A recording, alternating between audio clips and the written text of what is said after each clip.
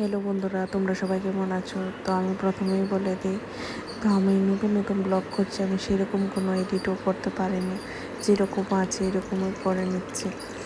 তো প্রথম তো সবাই একটু বুঝে নিও, ভুল ত্রুটি হলে একটু ক্ষমা করে দিও।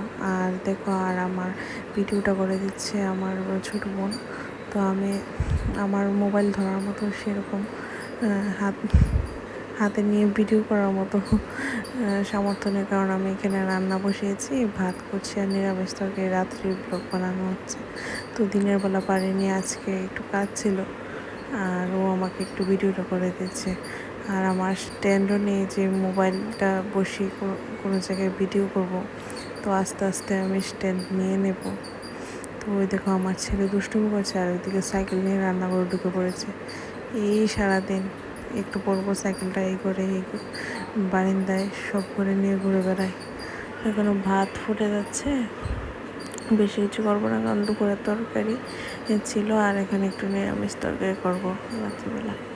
আর নিরামিষ খেতে খুব ভালো লাগে আমাদের সবারই প্রায়।